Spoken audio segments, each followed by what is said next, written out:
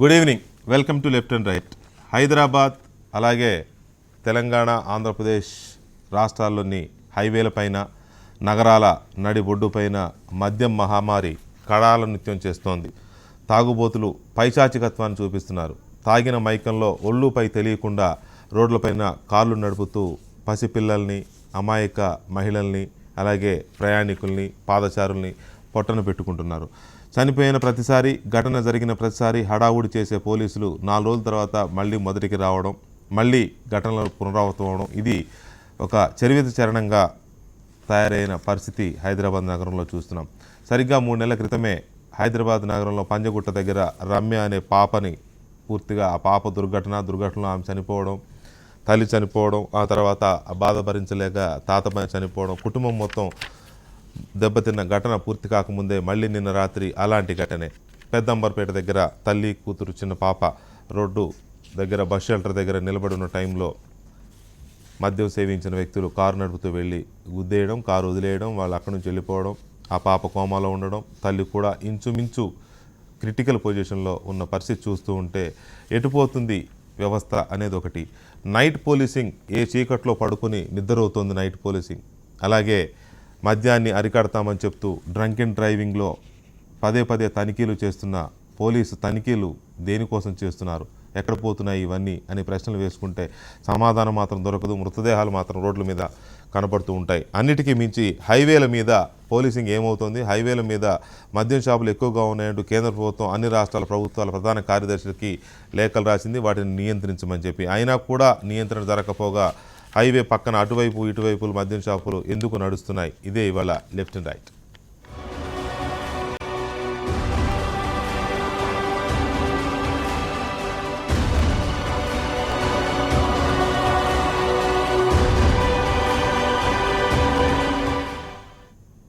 Right, ఇవాళ డిబేట్లో వెంకటేశ్వరరావు గారు రాష్ట్ర వైన్ షాప్స్ అసోసియేషన్ అధ్యక్షులు, అలాగే ఎంవి కృష్ణారావు గారు మాజీ డీజీపీ, అండ్ తాడూరి శ్రీనివాస్ గారు టీఆర్ఎస్ నాయకులు, ప్రముఖ న్యాయవాది స్టూడియోలో ఉన్నారు. మరి కాసేపట్లో అరుణ్ కుమార్ గారు అడ్వకేట్ కూడా మనతో జాయిన్ అవుతారు. ఇక పంజగుట్ట ఘటనలో మరణించిన ప్రియ తండ్రి వెంకట్ కూడా మనతో కాసేపట్లో జాయిన్ అవుతారు. బాధితుల వర్షన్ కూడా చూడాల్సిన అవసరం ఉంది. ఎందుకంటే ఇప్పటికే ఆ ఘటన జరిగినప్పుడు పోలీసులు చాలా హంగామా చేశారు. ఏకంగా మంత్రులే రంగంలోకి దిగి ఆ చట్టం తెస్తాం, ఈ చట్టం తెస్తాం, హైదరాబాద్లో అద్భుతాలు సృష్టిస్తాం, పాప పేరుతోనే ఒక చట్టం తీసుకొస్తామని చెప్పిన మాటలన్నీ ఏ గంగలో కలిసిపోయాయి, ఏ మందులో కలిపేశారు, ఏ పెగ్గులో కలిపేశారు అనే దానికి సమాధానాన్ని వెలకాల్సిన అవసరం ఉంది. ముందుగా శ్రీనివాస్ గారు, చాలా లెక్కలు చేసి చాలా చెప్పేశారు. ఆ రోజు ఆ పాప చనిపోయిన రోజు, పంజగుట్లో పాప చనిపోయిన రోజు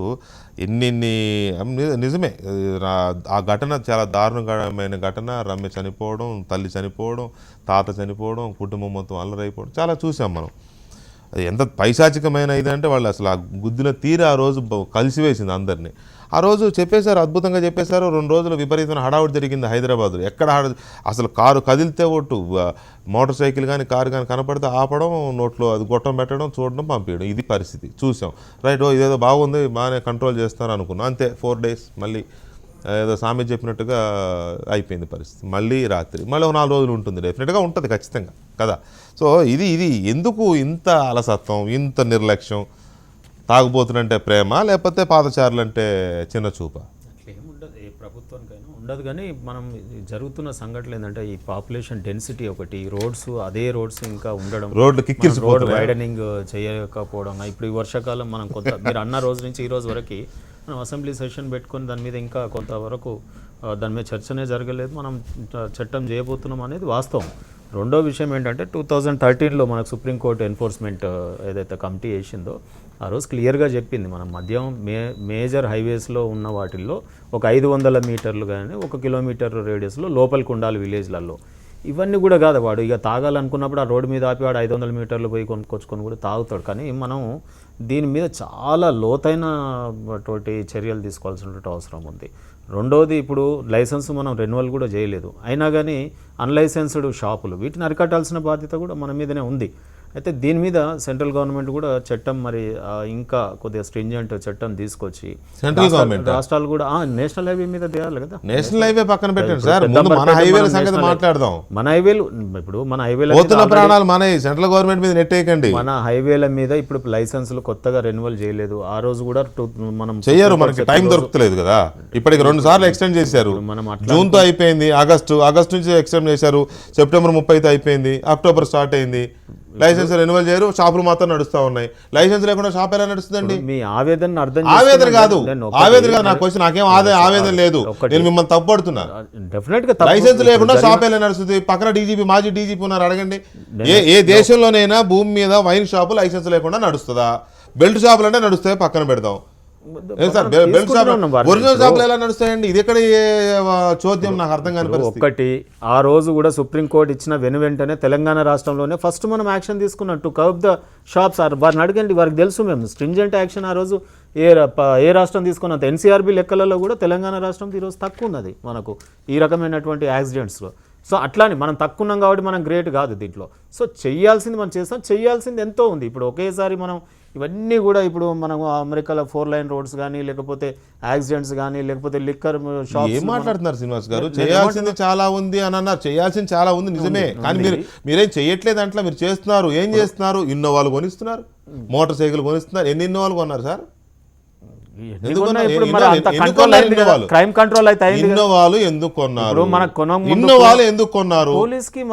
ఏం చేయడానికి కొన్నారు? ఏం చేయడానికి కదా? మీరు క్రైమ్ రేట్ ఘటన జరిగింది 8:30. కృష్ణారావు గారు అని అడగండి, క్రైమ్ రేట్ తగ్గిందా లేదా తెలంగాణలో? తగ్గిందని మీరు అనుకుంటే ఎట్లా సార్?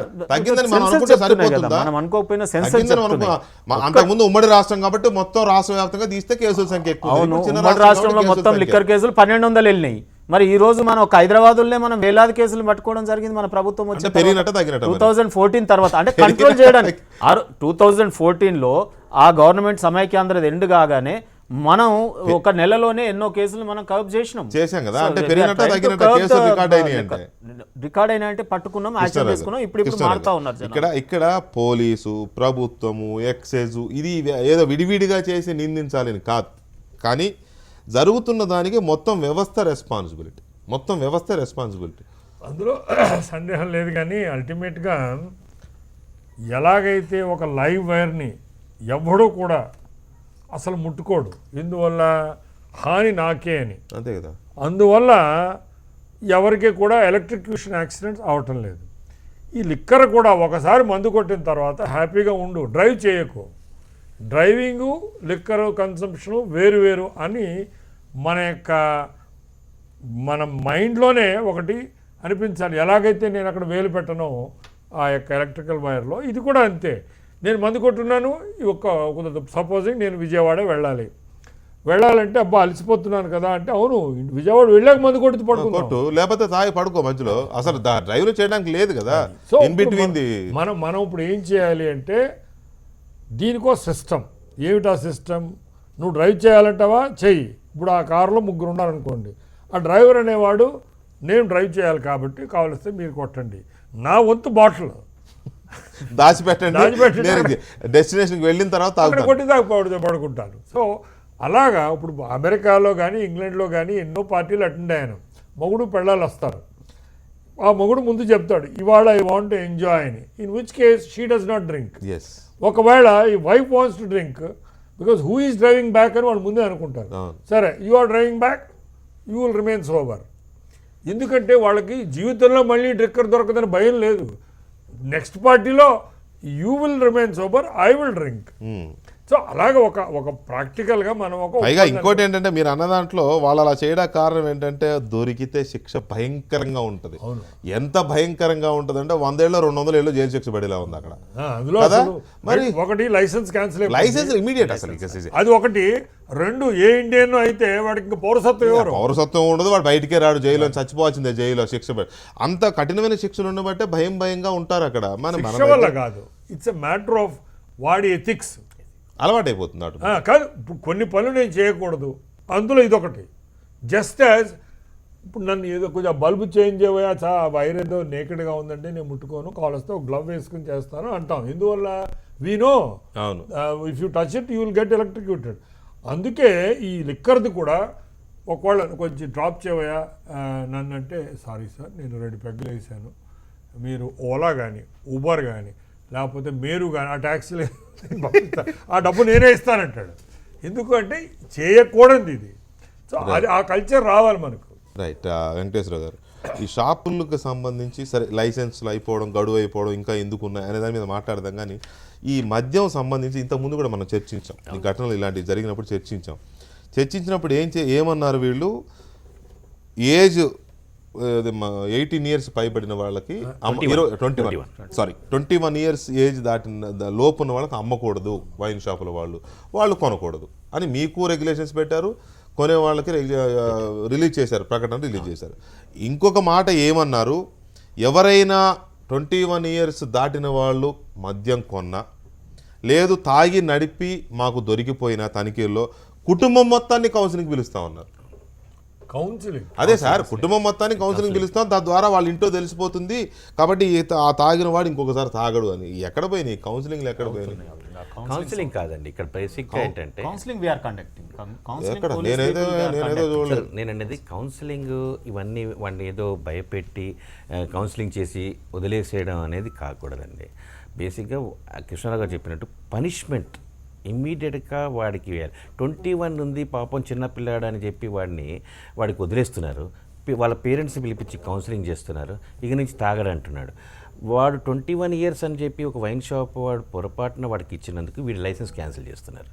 అంటే నేనది వీడి తప్పే తెలియాలి, వీడికి కూడా పని చేయాలి, కానీ మొత్తం రెస్పాన్సిబిలిటీ ఏమో ఒక వైన్ షాప్ అలా కాడు. అంటే వాడిని మేము ఐడెంటిఫై చేయలేదు అందుకని నువ్వు ఇచ్చావని చెప్పి మా మీద కేసు పెడుతున్నారు. వాడినేమో వార్నింగ్ ఇచ్చి ఇప్పుడు మీరు చెప్పినట్టు కౌన్సిలింగ్ చేసి, బాబు నెక్స్ట్ టైం నుంచి నువ్వు కొనొద్దు, పాడైపోతావు లేకపోతే నీ హెల్త్ పాడవుతుందని చెప్పి వాడిని పంపించేస్తున్నారు. వాడికి భయం పట్టేటట్టు వాళ్ళ పేరెంట్స్ని కేసు బుక్ చేసి నువ్వు చేసిన తప్పుకి మీరు కూడా భరిస్తున్నారు అన్నది ఒక రూల్, ఒక లెజిస్లేషన్ తీసుకొస్తే అప్పుడు ఇవన్నీ తగ్గే ఛాన్సెస్ ఎక్కువ ఉంటాయండి. ఇప్పుడు మీరు అన్నట్టు కృష్ణరావు చెప్పిన అమెరికాలో కానీ లండన్లో కానీ దే హ్యావ్ ఇప్పుడు పూలింగ్ చేస్తారండి. 4 కనుక పార్టీకి వెళ్ళాలి or they want weekend spend చేసుకోవాలనుకున్నప్పుడు ఈ వీక్ ఒక డ్రా తీసుకొని ఎవరికి పే వచ్చిందో వాడు తాగడండి. Next week they will have somebody the car keys will be given to him and he will safely drive them. అలాంటిది ఇక్కడ కూడా రావాలి. ఐ థింక్ ఇప్పుడు ఇక్కడ కూడా ఒక NGO organisation started. So Uber తోటి టైప్ చేసి బార్లలో కనుక తాగితే డెసిగ్నేటెడ్ డ్రైవర్స్ని అలౌ చేసి వాళ్ళని సేఫ్గా ఇంటి దాకా డ్రాప్ చేయటట్టు బార్ వాళ్ళు ఆల్రెడీ టైడప్ విత్ ఈ ట్యాక్సీస్ వాళ్ళతోటి చేస్తున్నారు. మా చిన్నప్పుడు కోటిలో రుస్తం బార్ అని ఉండేదండి. అక్కడ వాడు చాలా ఫేమస్. వాడి పిల్లల్ని లోపల రానిచ్చేవాడు కాదండి. ప్లస్ పెద్దవాళ్ళు కూడా అక్కడికి అలవాటైన వాళ్ళే వెళ్ళేవారు. వాడికి 2 పెగ్గుల కన్నా 3వ పెగ్గు ఇచ్చేవాడు కాదండి. 2 పెగ్గులు తాగిన తర్వాత 3వ పెగ్గు అడిగితే ఇవ్వడు. పడిపోవడం మూలంగా అయినా వాడికి ఒక రిక్షా ఉండేది, ఇంటికి దాకా డ్రాప్ చేసి వచ్చేవాడు. అంటే ఆ టైంలో నుంచి అలా చేసేవాడు, ఆ బార్ ఉండేది. ఇప్పుడు విపరీతమైన బార్లు ఎక్కువ వచ్చాయి, ఏజ్ లిమిట్ అనేది వచ్చింది, లైసెన్స్ ఫీజులు మాకు పెంచేశారు, మా ప్రాఫిటబిలిటీ లేదు. అంటే మేము అలా అని చెప్పి 21కి 81కి ఇవ్వాలని కాదు, ఈ సిస్టంలో మాకు తెలియటలేదు ఎవడు 21 అనేది. మాకు రూల్లో కనుక are they should be given, మీరు చెక్ చేయండి వాడికి తక్కువ ఉందా లేదా అనేది మాకు లైసెన్సీలో పెట్టారనుకోండి, మీ బాబు మాకు పర్మిషన్ ఉంది, నీ ఐడి కార్డ్ చూపించండి. ఇప్పుడు ఏమంటుంది, ఐడి కార్డ్ అడిగితే ఎందుకు చూపించాలా నీకు? శ్రీనివాస్ గారు, ఇక్కడ చట్టం చేయాలంటే అసెంబ్లీ ఉండాలి, కరెక్టే కదా. మనకు అవసరమైనవి పెద్ద పెద్ద నిర్ణయాలకు సంబంధించి ఆర్డినెన్స్లు ఇస్తున్నాం. హైదరాబాద్ ఎలక్షన్ని 30 రోజుల నుంచి 15 రోజులు కుదించడం కోసం వెంటనే ఆర్డినెన్స్ వచ్చేసింది. తప్పని కాదు, నేను దాన్ని చేయొద్దని కాదు నా ఉద్దేశం. ఇది జరిగినప్పుడు, రమ్య ఇన్సిడెంట్ జరిగినప్పుడు పంజగుట్టలో జరిగిన హడావుడి, ప్రభుత్వం చెప్పిన మాటలు, పోలీసులు స్పందించిన తీరు, ఆ 4 రోజులు రోడ్ల మీద పోలీస్ వెహికల్స్ తిరిగిన తీరు, బార్ల దగ్గర మకాం వేసి, ఉదాహరణకి దస్పల్లా హోటల్ ఉంది, నేను రోజు అటు నుంచి ఇంటికి వెళ్తాను, రోజు బార్కి పర్మిషన్ ఇచ్చింది ప్రభుత్వమే. ఆ గేట్ దగ్గర పోయేవాడిని ఆపడం, చలానా రాయడం, ఆపడం, సరే వాడు తాగి నడపకూడదు కూడా చలానా రాశారు, తప్పే, నో డౌట్, అందులో మేమేమి సమర్థించట్లేదు దాన్ని. కానీ అది రావాలంటే, చట్టం చేయాలంటే అసెంబ్లీ ఎందుకండి? అసెంబ్లీ దాకా ఆగాలనా? మీరు ముందు బిల్ చేసేయచ్చు కదా, రూల్స్ ఫ్రేమ్ చేయొచ్చు కదా, యాక్చువల్గా జీవో రిలీజ్ చేయొచ్చు. There is an act and ఆ యాక్ట్ కింద రూల్స్ ఉంటాయి. దాన్ని ఇంప్లిమెంట్ చేయడం లెజిస్లేచర్కి వెళ్ళదు, గవర్నమెంట్ లెజిస్లేచర్ అవసరమే లేదు. ఇమీడియట్ గా మీరు ఆ చట్టానికి ఒక పేరు పెడతారో, లేకపోతే AP state government Telangana state government drunk and drive prohibition act ఉంది, ఆల్రెడీ ఉంది. దాన్ని రూల్స్ ఇంకొంచెం కఠినతరం చేస్తూ ఇచ్చేయచ్చు. ఇవ్వకుండా దాన్ని నానబెట్టడం వల్ల భయం లేకుండా పోతుంది. అదే ఇప్పుడు మనం ఇది ఖచ్చితంగా ఇది పోలీసు నిర్లక్ష్యమా, ఎక్సైజ్ నిర్లక్ష్యమా, ప్రభుత్వ నిర్లక్ష్యమా? నిర్లక్ష్యం కింద అడ్వైజ్ ఏంటంటే ఇప్పుడు ఉన్న చట్టాల కాకుండా ఇంకొద్దిగా కఠినతరం అవసరం ఉన్నది. అది ప్రభుత్వం కూడా గుర్తించిందని చెప్తా ఉన్నాను. ఇక ఇంతకుముందు ఇంకోటి అన్నాం, మనం వైన్స్ల దగ్గర బార్ల దగ్గర ఎందుకు చేస్తున్నాం నిజంగా ముందుకెళ్ళి నాకు అంటే ఇప్పుడే మీరు అన్న తర్వాత దోచినటువంటి సలహా ఏంటంటే ప్రతి బార్ దగ్గర ఒక ఎస్కర్ట్ ఉండి వాడు నిజంగానే స్టీరింగ్ పట్టుకుంటే తాగినోడు వెళ్ళి ఆడ స్టీరింగ్ పట్టుకుంటే అది ప్రివెంటివే కదా. ఆ ప్రతి బార్ దగ్గర ఆ రకమైనటువంటి ఏర్పాటు కూడా చేయడం మంచిదే. ఇంకా నన్ను అడిగితే అంటే బార్లో నుండి బయటకు వెళ్ళిన తర్వాత వాడు తాగిన వాడు స్టీరింగ్ ఎక్కితే అంటే మన కోపం ఎంతసేపు బార్ మీద లేదా వైన్ షాప్ మీద ఉంటుంది. షాప్ మీద బయటకు వెళ్ళిన తర్వాత మనం వీలవుతే వాళ్ళే చారిటీ బేసిస్ వాళ్ళు బార్ ఓనర్స్ చేసినా మనం పోలీస్ వారు చేసినా ఆ రకంగా మంచి అంటున్న చర్యలు మనం దాన్ని తప్పుపట్టాల్సినంత అవసరం లేదు. రెండోది ట్రాఫిక్ పోలీస్ మీరు చూస్తూ ఉంటారు, సెలబ్రిటీస్ అండ్ ఎడ్యుకేటెడ్స్ మనకు దొరుకుతున్నది ఎక్కువ శాతం డ్రంక్ అండ్ డ్రైవ్ అండ్ కేసులో జూబ్లీహిల్స్ చౌరస్తా కాడ ఎక్కువ దొరుకుతాయండి. మరి ఇక్కడ చదువుకున్న వాళ్ళు తక్కువ ఉన్నారా? సెలబ్రిటీస్ కాదా వాళ్ళు? సొసైటీలో పేరున్న వాళ్ళు కూడా ఎంతో మంది దొరుకుతుంటారు. ఏ రకంగా పోలీసుని పట్టుకుంటే దుర్భాషలు ఆడుతారో వారికి తెలుసు, వారికి అనుభవం. చెప్తున్నా ఇది అడిక్టెడ్ పర్సన్స్ ని దీనికి చాలా రకమైన మెజర్స్ తీసుకోవాలి మనం. ఈ అడిక్షన్స్ ని మనం ఎరాడికేట్ చేయడానికి కౌన్సిలింగే కాదు, మనం థెరపీ సెంటర్స్ ఓపెన్ చేయాలి. అవన్నీ జరుగుతున్నాయి కొంతవరకు. ఆ లేమి ఉంది, ఇప్పుడు దాన్ని ఇంప్రూవ్ చేయాల్సినటువంటి అవసరం ఉంది. డ్రంక్ అండ్ డ్రైవ్ చేసినటువంటి వాళ్ళని వీరితో చిన్న సప్లిమెంట్, అడిక్టెడ్ ఫెలో హ్యాపీగా ఇంట్లో తాగుతాడండి. ఇది అడిక్టెడ్ కాదు, ఇది సోషల్ డ్రింకింగే. వాళ్ళ ఫ్రెండ్స్ ఆ గర్ల్ ఇంప్రెస్ చేయడానికి, తర్వాత దాన్ని తీసుకుపోవడానికి, అంతేగాని ఎంతో కొంత జ్ఞానం ఉన్నవాడే స్టైల్ గా నడుపుతూ డ్రైవ్ చేస్తూ తాగడము, బాటిల్స్ పక్కన పెట్టుకోవడం ఇవన్నీ. ఇంకోటి ఏమవుందంటే నా దగ్గర ఒక 2 కేసులు వచ్చినాయి. ఇప్పుడు డ్రంక్ అండ్ డ్రైవ్ చేసిన కొంతమంది పిల్లలు ఏ రకంగా తయారైనారంటే అసలు తల్లిదండ్రుల మాట వినకుండా తయారైనారు. తల్లిదండ్రుల్ని తిట్టడం, తల్లిదండ్రుల్ని వ్యతిరేకించడం, అటువంటి వాళ్ళని జోనల్ సెంటర్స్కి తీసుకెళ్ళి మనం అన్నట్టుగా నిజంగా అంటే ఏజ్ బార్ ఉండి బీటెక్ స్టూడెంట్స్ కొంతమంది ఈ మధ్యకాలంలో మనం నిరుద్యోగులు వీరు అన్నట్టు సరే వేరియస్ అవిగేషన్స్, అది గర్ల్సా వాడి షోకా ఏదాను, వాళ్ళు తల్లిదండ్రుల మాట కూడా వినట్లేదు. పాపం వాళ్ళని దండించడం అనేది మనం జరుగుతుంది. సరే మనం వాళ్ళ దృష్టికి తీసుకుపోవాల్సినటువంటి అవసరం ఉంది. ఇంటర్మీడియట్ కాలేజీలలో మనం చూస్తాం, సరిగా చదువుతలేడని తల్లిదండ్రులను పిలిపించి చెప్తేనే అది పెద్ద గొడవలు చేసి వాళ్ళు నానా హంగామా చేస్తున్నారు. సో ఈ రకంగా అంటే మనం వారిని చైతన్యవంతులు చేస్తూ ఒక హ్యాబిటైట్గా మనం తయారు చేయాలి. పిల్లల్ని అందరినీ కూడా ఈ కల్చర్ ఒకటి క్రియేట్ చేసుకోవాలి. మనం ఆ రకమైన చాలా ఎక్సర్సైజ్ చేయాల్సినటువంటి అవసరం ఉంది వీటి మీద. రైట్, ఆర్గనైజేషన్స్ కాల్స్ వస్తున్నాయి, పబ్లిక్ కాల్స్. ఎందుకంటే ఇది చాలా పబ్లిక్ సఫర్ అవుతున్న సమస్య కాబట్టి పబ్లిక్ కాల్స్ చాలా విపరీతంగా వస్తున్నాయి, వెలువెత్తున. అన్నీ తీసుకోలేకపోయినా కొన్ని తీసుకునే ప్రయత్నం చేద్దాం. హైదరాబాద్ నుంచి ప్రసాద్ గారు నమస్కారం. నమస్తే సార్. చెప్పండి సార్, మీ స్పందన చెప్పండి. సార్, ఈ ప్రభుత్వం ఈ పోలీసులు ఇవన్నీ తాగితే ఇట్లా చేస్తున్నారు కదా. ఇప్పుడు మనం మియాపూర్ నుంచి బాచుపల్లి పోతుంటే హాట్ స్పాట్ ఉంది సార్, మెయిన్ రోడ్ అమ్ముతే సార్. ఎక్కడండి అది? ఇప్పుడు మియాపూర్ నుంచి బాచుపల్లి వెళ్తుంటే నిజాంపేట ఊతల నిజాంపేట కాదన్నా, మియాపూర్ నుంచి బాచుపల్లి మెయిన్ రోడ్డుకి ఆనుకుని సార్ హాస్పిటల్. అక్కడ కొంచెం కార్లు వస్తాయి, రాత్రిపూట 2-3 దాకా బిర్యానీలు ఇవన్నీ తింటున్నారు సార్. పోలీసులకు తెలుసు, ప్రభుత్వానికి తెలుసు, ఎందుకు కంట్రోల్ చేయట్లేదు సార్? కనీసం దీనికి ఒక 5 గజాలు కూడా లేదు సార్ రోడ్డుకి. దానికి ఇట్లా మరి మెయిన్ రోడ్ చెప్పాలి సమాధానం. మరి ఒక కంప్లైంట్ ఇవ్వచ్చు. అది ఎవరికి తెలియకపోతే కంప్లైంట్ ఇస్తారు సార్. మినిమం బాధ్యత ఇప్పుడు వారి దృష్టికి వచ్చింది. ఇప్పుడు తెలియకపోతే కదా కంప్లైంట్ ఇవ్వడానికి.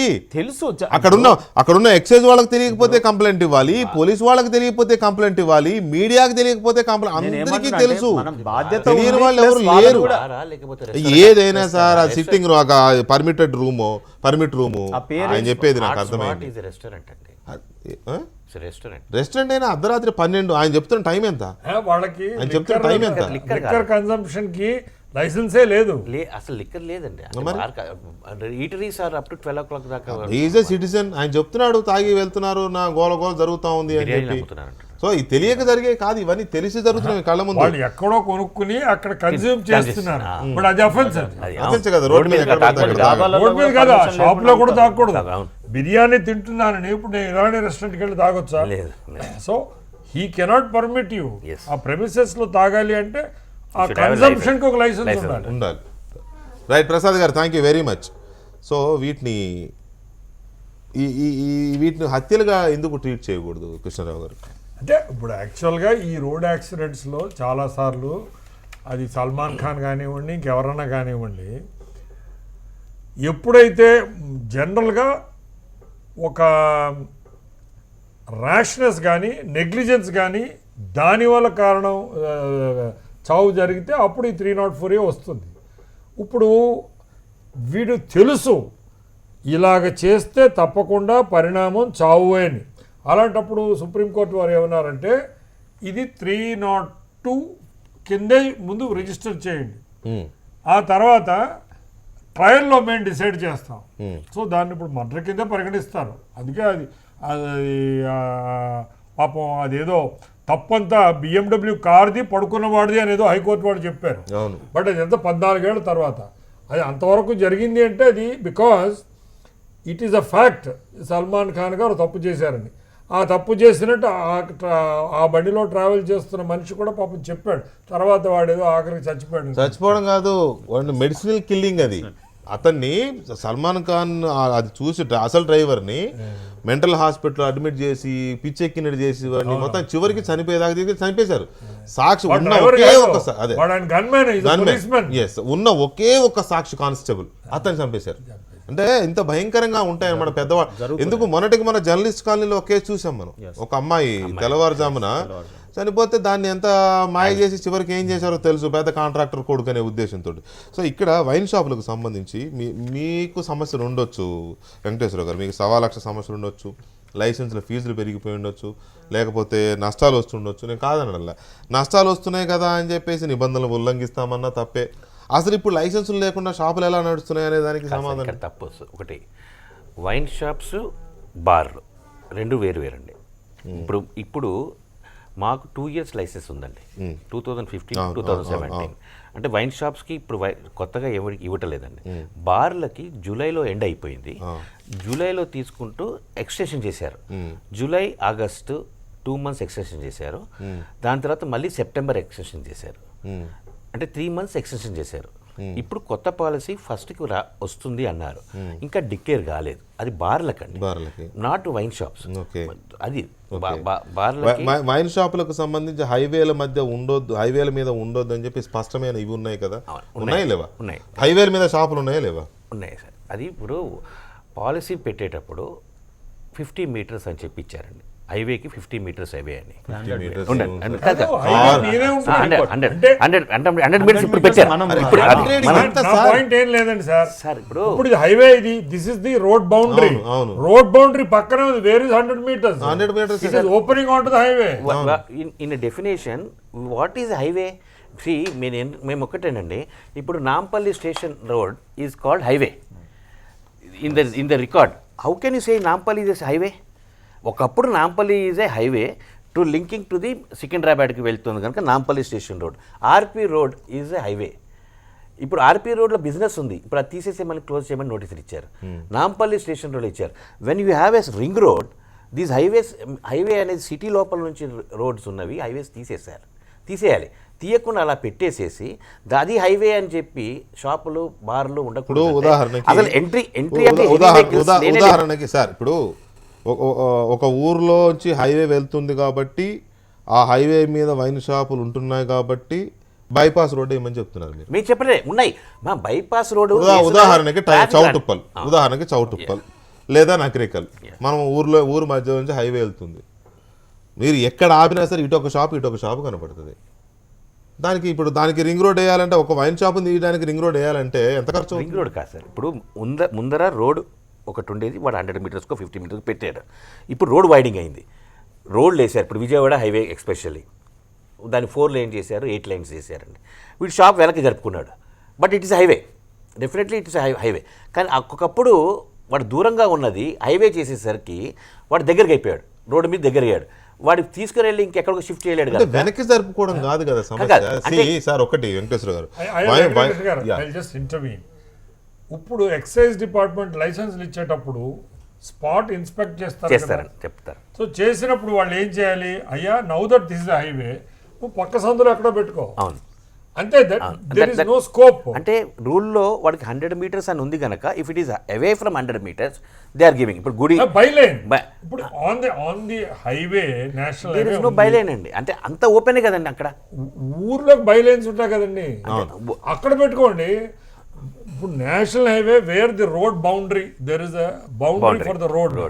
అక్కడి నుంచి 100 meters ఉండదు కదా అది. అక్కడి నుంచి 100 meters ఎక్కడ ఉంది? That shop is only 5 meters. So what the excise department or whoever is inspecting authority వాళ్ళు ఏం చేయాలంటే, ఇది ఎలిజిబిలిటీ లేదు, so you have to now search for another place.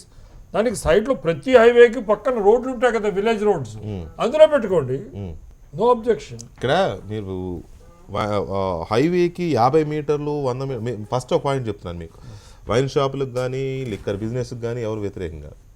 కానీ ఇప్పుడు పిటి ఏంటంటే గుడి దగ్గర ఉండొద్దు, బడి దగ్గర ఉండొద్దు, హైవే మీద ఉండొద్దు. ఆ మూడి మీదే ఉన్నాయి. ఏ మూడి దగ్గర వద్దనైతే మనం హైవే అయితే నేను అగ్రీ చేస్తాను. ఎందుకంటే కొన్ని చోట్ల రోడ్డు వైడింగ్ అయిన మూలంగా దగ్గర రోడ్డు మీదకి వచ్చాయి. కానీ ఎంత వైడనింగ్ సార్? రోడ్డు వైడనింగ్ మహా అయితే 50 meters అయి ఉంటుంది, ఎక్కువైందండి. ఇంకా చాలా చోట్ల ఎప్పుడొకప్పుడు లైసెన్స్ ఇస్తారు కదా, అది ఇచ్చినప్పుడు ఇప్పుడు 2 years ఇచ్చారండి. నాకు తెలిసి ఈ 2 years లో పెద్దగా వైడనింగ్ అయిన హైవేలు అయితే లేవండి. అవి ఎప్పటి నుంచో ఎప్పటి నుంచో ఉన్న ఇవే తప్ప రూల్ ప్రకారంగానే ఇచ్చారు అరుణ్ గారు. రూల్ ప్రకారం ఇవ్వటం లేదు నా అనుమానం. లేదండి, ఇప్పుడు మీరు అన్నారు గుడి, దాంట్లో బడి, ఇవి గుడి బడి. గుడి ఒకటి, ఎండోమెంట్లో గుడి ఉండాలండి. అలా అని చెప్పి ప్రతి సందు చివర ఒక టెంపుల్ ఉంది దానికి ఇవ్వకూడదని అంటే ఇట్స్ నాట్ పాసిబుల్. అయితే మున్సిపాలిటీస్లో కానీ హాస్పిటల్ ఉంది, దానికి ఒక రూల్ పెట్టారు, 30 bed హాస్పిటల్ అవుతేనే దట్ ఈస్ హాస్పిటల్ కింద. ఇప్పుడు ఏదో ఒక 2 బెడ్లు పెట్టేసి ఒక డిస్పెన్సరీ పెట్టేసి హాస్పిటల్ అని అంటే ఇట్స్ హాస్పిటల్. బట్ అంటే మన బెల్ట్ షాప్ లాగా మీరు అంతే కదా, బెల్ట్ షాప్ అని అంటే 2 బెడ్ల హాస్పిటల్ ఏమో బెల్ట్ షాప్, 30 bed హాస్పిటల్ ఏమో లైసెన్స్డ్ వైన్ షాప్. వెంకటేశ్వర గారు, we are all responsible citizens. Venkateswara end of the day మన సంపాదన కానీ, మళ్ళీ చెప్తున్నాను నేను, with due respect, we are not opposing wine shops or liquor business. కాకపోతే ఎండ్ ఆఫ్ ది డే మనం లైక్ దట్. సో రూల్ పెట్టింది ఎవరండి?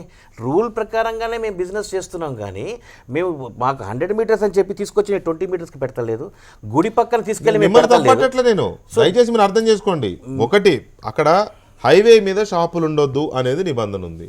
హైవేకి 50 meterల దూరంలో ఉందంటే 50 meterలు వాకబుల్ డిస్టెన్స్ అండి. కార్ ఆపుతాడు, వెళ్ళి తెచ్చుకుంటాడు. అదే పెద్ద 50 meterలు నడవడం పెద్ద కష్టమా? అది కాదు కదా. 1 kilometer నాకు తెలిసిన రూల్ ఏంటంటే, నాకు తెలిసిన రూల్ ఏంటంటే హైవే నుంచి 1 kilometer కనీసం లోపలికి ఉండాలని నాకు తెలిసిన rule. Not a supreme court guidelines అంటే supreme court committee has given a recommendation. 2013 up to December It is given a recommendation. A committee has given a recommendation. It is not hard and fast rule. Supreme court judgement ఇవ్వలే. ఇప్పుడు Bihar government చూడండి, ban చేశారు, కానీ కోర్టులో ఏం చెప్తాం? వెంకటకృష్ణ గారు, right, ఇప్పుడు ఏదేమైనా ultimately who has to decide? It is the government of the day, because they are answerable to the public. Government is responsible, answerable. ఈ both police and excise department, they are wings of the government. So now ఒకవేళ rule అంటూ ఉంటే you have to strictly enforce it. So next time మీరు licence ఇచ్చేటప్పుడు insist on the compliance with the rules. అది చేయకుండా ఏదో they are glossing. మనతో మరొక అడ్వకేట్ అరుణ్ కుమార్ గారు కూడా జాయిన్ అయ్యారు. ఈ జరుగుతున్న ఘటనల మీద, లేకపోతే చనిపోతున్న అమాయక ప్రాణులకు సంబంధించి ఎలాంటి చట్టాలు అమలు చేయాలి, ఎందుకు లేటుగా స్పందన వస్తుంది అనే దాని మీద చర్చించే ముందు చిన్న బ్రేక్ తీసుకుందాం.